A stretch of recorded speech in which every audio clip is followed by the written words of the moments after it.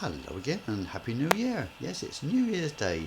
My New Year's Day ride. I always try and get out on a New Year because it's usually quiet.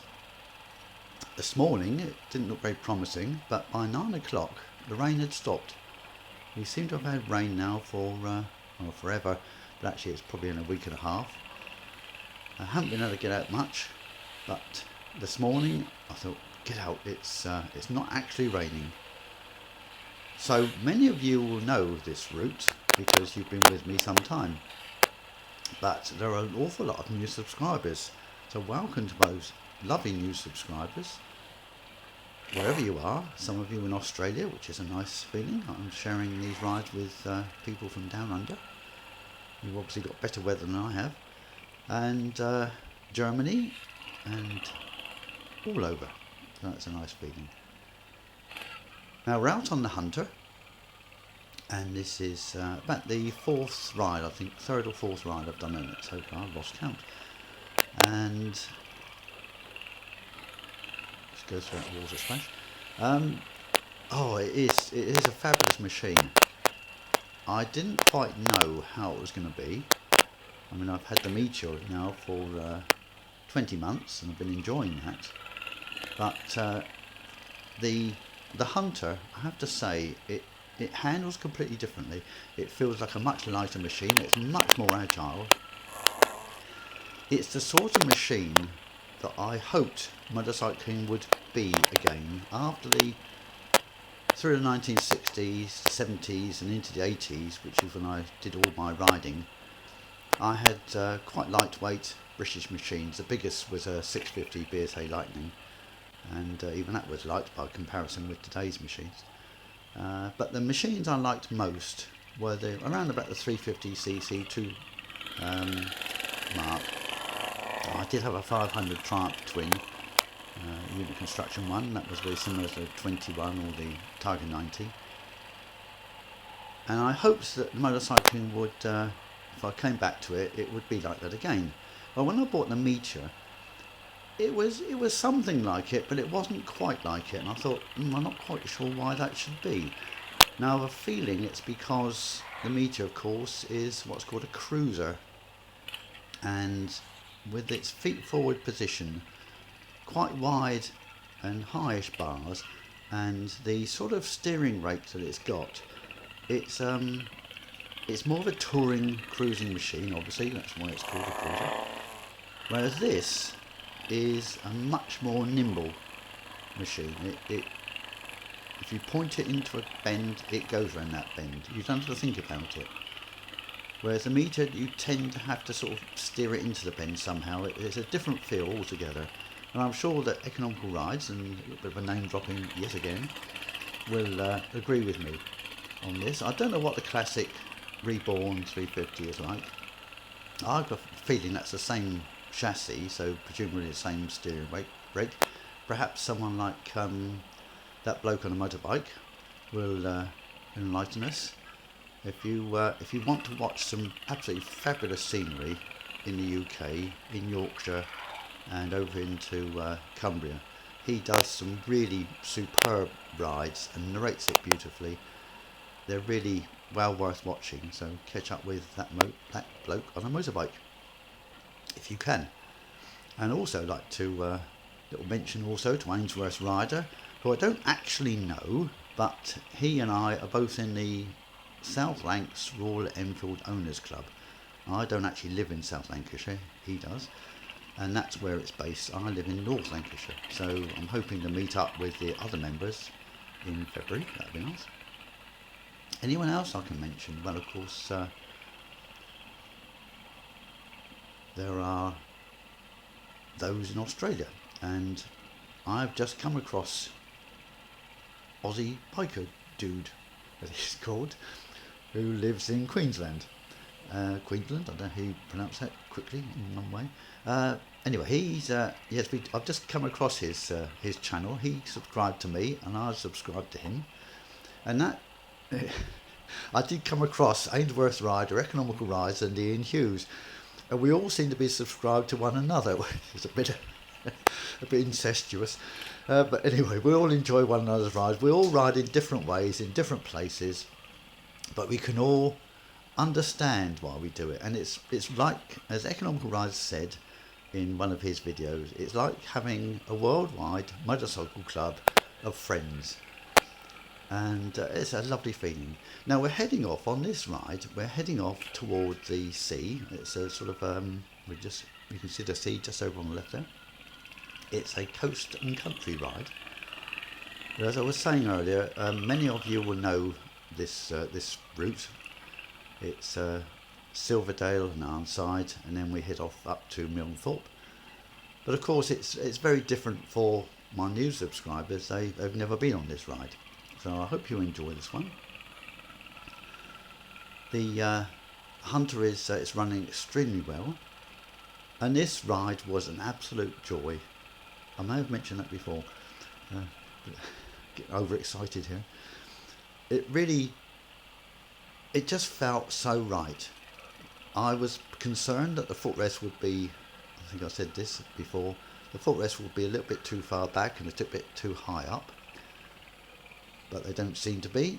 I feel very comfortable, and I was on the bike about an hour at a stretch on this ride. I have to stop every hour because the engine needs to cool down. It's running in, and you're supposed to let it cool down ride it for an hour, let it cool down, and keep the speed down. Well, I do normally anyway, but down to about 40, 45.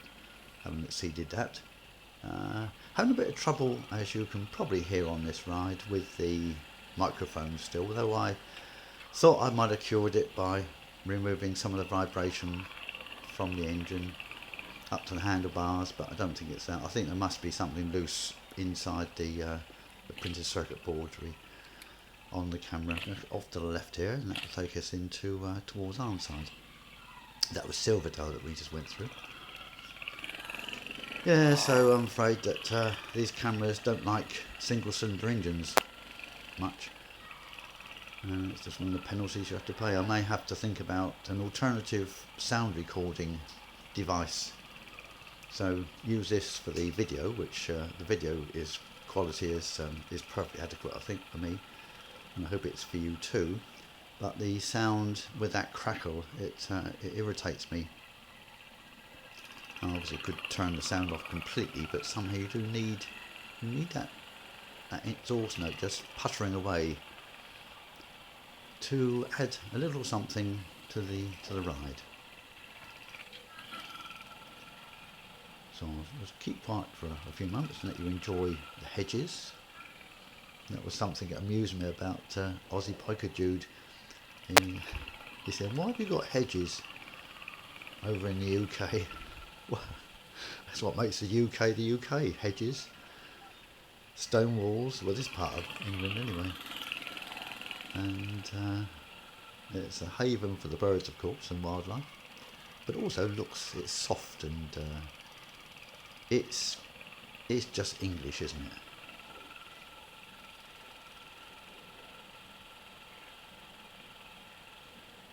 Yes, I'm glad I came on this ride. It's a lovely route. And despite all the wet, and in fact I quite like riding through wet roads, and that was something that surprised me, how steady this, they always come in gaggles of 3 or 4 of these cars, obviously frightened to be on their own, and this one's on his own, trying to catch up with the others. Yes, this bike feels very sure-footed, more so than a Meteor, I have to say. Riding a Meteor on wet roads, I didn't have the same confidence at all. And it's not because I've now been riding 20 months since my prolonged retirement from motorcycling. It's more about the way that the bike just feels better on the roads. I think the tyres have a shallower profile, so they're less rounded, and they seem to have more rubber on the road. Also, maybe the centre of gravity is a bit lower, having the smaller wheels. You can just see the sea over there. That's Morecambe Bay over on the left. Our beautiful bay with the Lakeland Fells in the distance. And it's a lovely clear day today, as you can see. So and you get the benefit. Huge amount of flooding, of course, in the fields, which you may see as we get to the top up here. You may see some of the flooding over on the right hand side. There shouldn't really be a lake there, but there is. The ground falls away and it's all flooded. I'm just climbing up a bit higher now, and we're going to pass a place called Ironside Knot, which is over on the left hand side.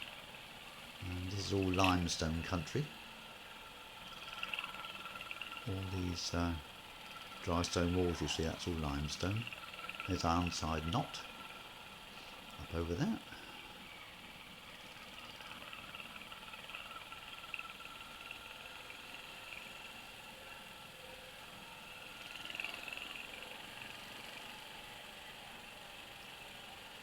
So who else do I watch?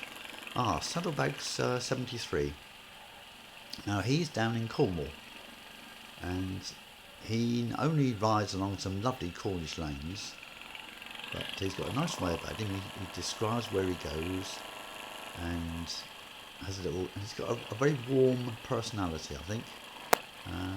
And he actually went out for a ride under very icy conditions. He's got a Himalayan, and he's fitted some sort of knobbly type tyres to it, and you can hear those tyres on the road. But yeah, I always enjoy watching him.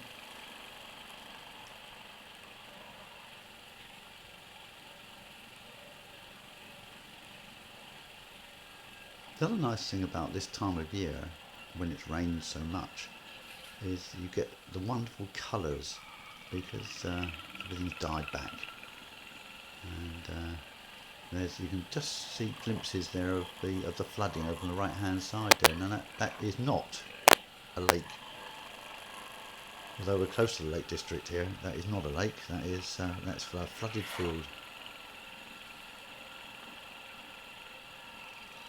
So it's climbing still higher. The gearing on the Hunter is slightly lower, I think. It pulls away a little bit more sharply than does the Meteor. I'm going to have to ride the Meteor again to remind myself what that was like.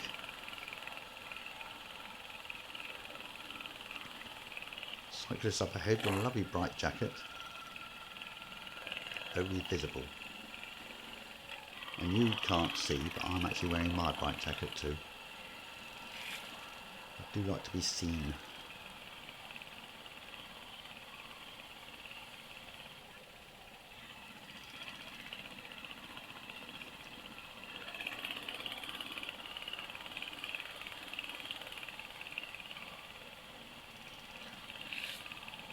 Right, just coming down into Ironside now.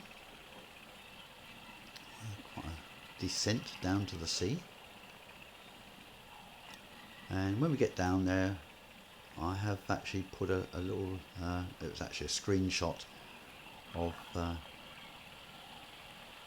our viaduct, which goes from Ironside across to Kentbank and off to Barrow-in-Furness eventually, then up if you continued on, there's a little railway line that takes you right up along the coast, up to Carlisle. Magnificent journey. And if you ever decide to take a trip from Australia or America, oh yes, United States, I've got viewers in United States, I've had them sometime. Richard, he's in Chicago, for example, and he enjoys watching these. Yes, so take that rail journey up along the coast. It's magical.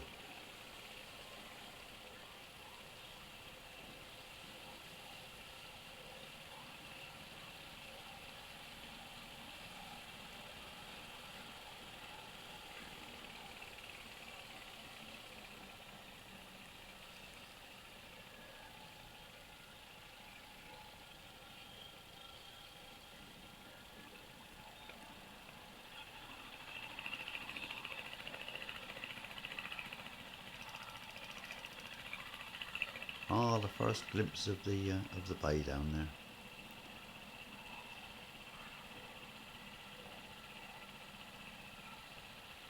The trees in winter look absolutely marvellous.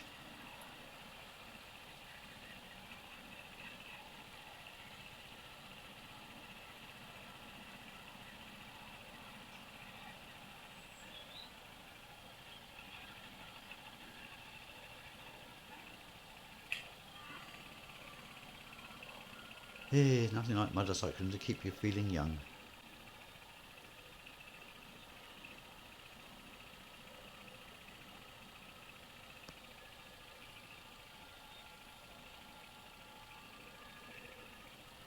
Oh, it's the bay in there. You can just see the viaduct. No trains today because it's New Year's Day.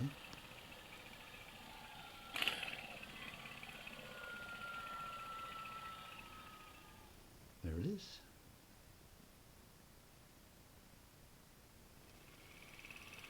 Right, just pulled in, the bike cooled in a bit there for a short while. And this is Arnside itself. Some nice cafes over on the right hand side. Bread shop. Art gallery. Nice place to walk. And around the corner is a fish and chip shop.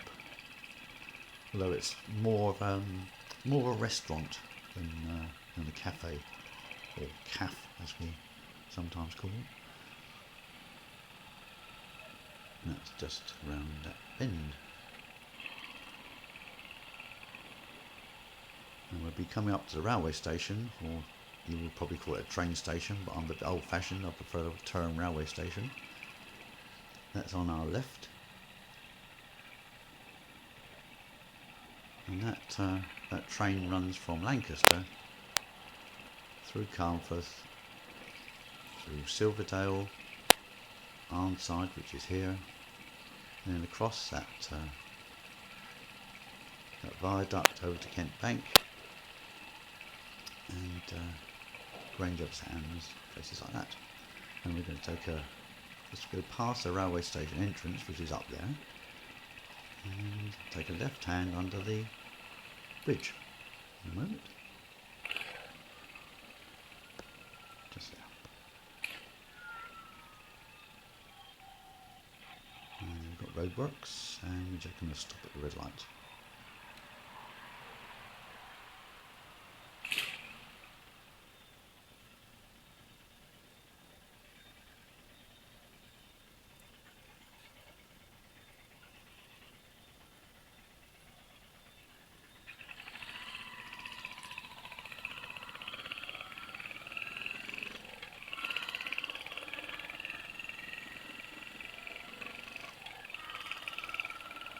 And you'll notice when you go a bit faster, the crackling gets worse.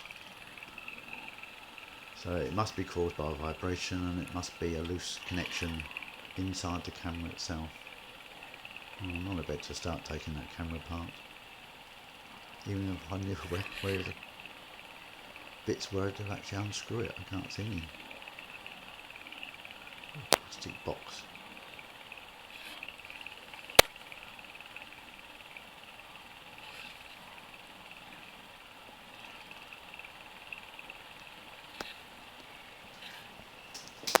I've just got to plug this device in, because I've just noticed little things come up and it said low battery. So bear with me.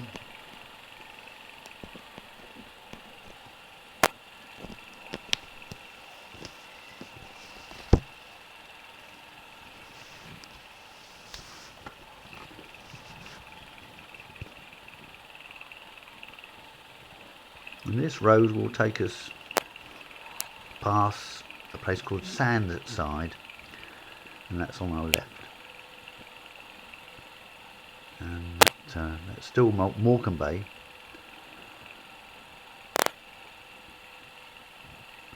And then on to Milnthorpe.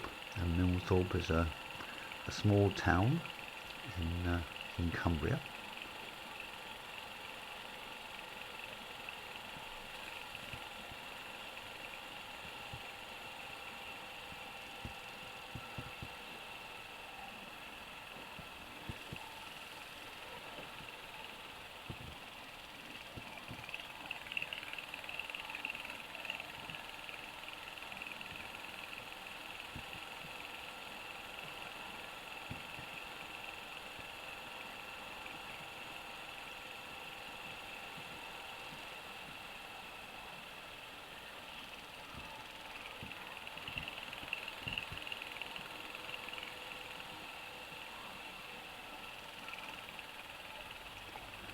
Just coming up to a little bridge over a disused railway line.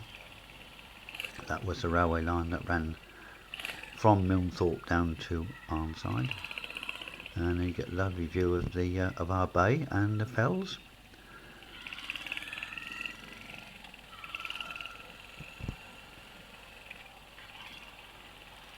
Riding this in this direction, I think, is nicer than the opposite direction.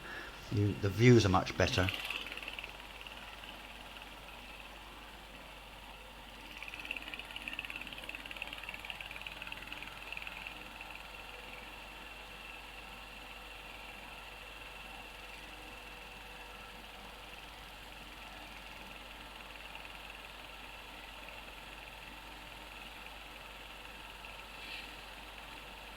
I think that's that same cyclist up ahead. I think when I was letting the engine cool down a bit in Arnside, he came past, and he's certainly hammering along.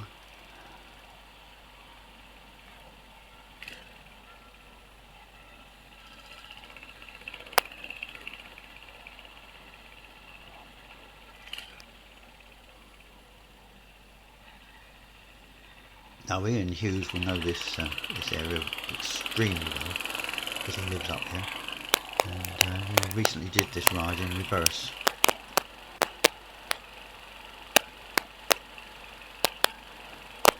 And that was on his, I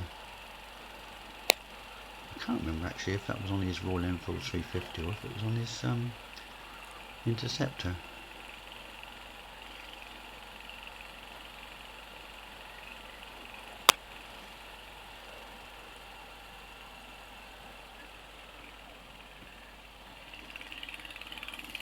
And the other channel that I think is well worth looking at is Bleary View, he's called.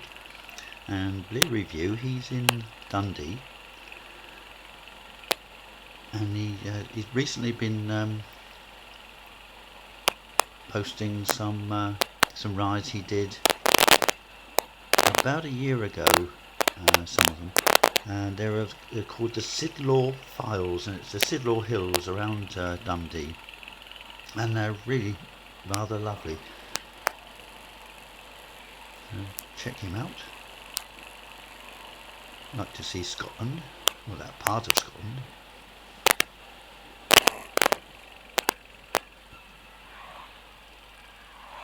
He rides a Classic 350, very popular machine, the Classic 350. More popular, I think, than the Meteor.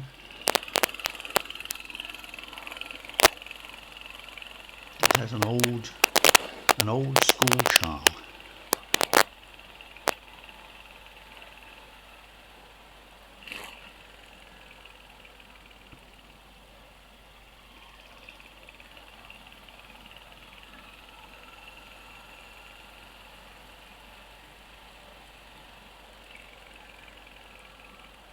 Just coming into Milnthorpe, over on the right hand side is the River Kent and Dalham Deer Park.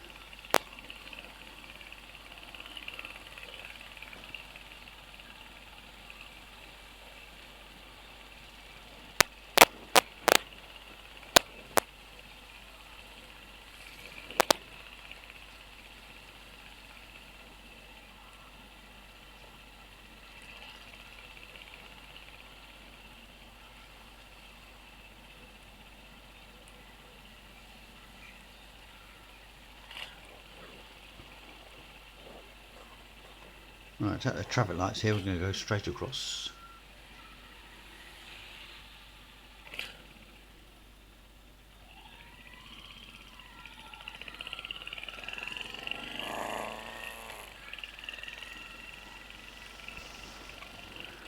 And that was something else I've noticed too. When you come to a halt, on the meter, tends to wander. I can't describe it any better than that, really. It doesn't just come to a halt in a straight line. Somehow it tends to want to wander to the left or the right. And I don't know if that's a function of the fact that the steering brake is a bit more laid back.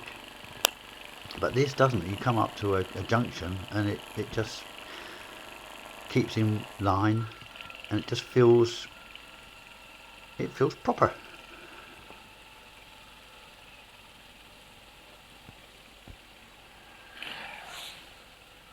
Now we just come up to a small roundabout, a mini roundabout, and we're going to swing off round to the right towards a place called Holme, Holme.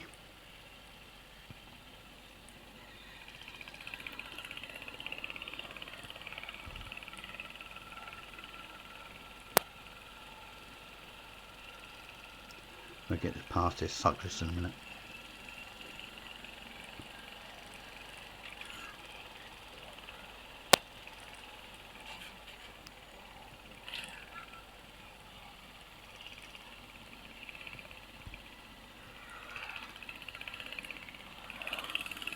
Off we go. Oh, just up here is there's a deep water splash. I rode through one last New Year's Day and I wasn't disappointed with this one. It's not quite so deep, but quite deep enough.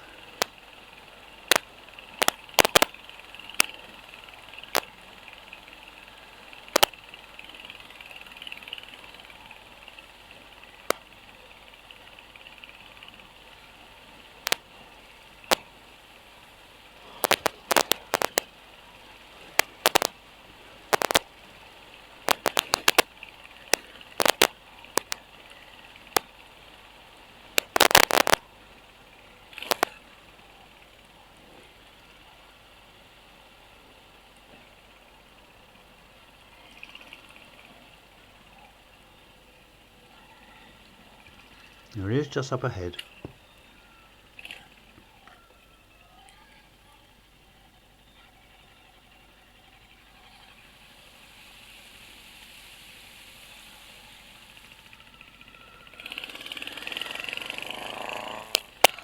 Yeah, we're through that.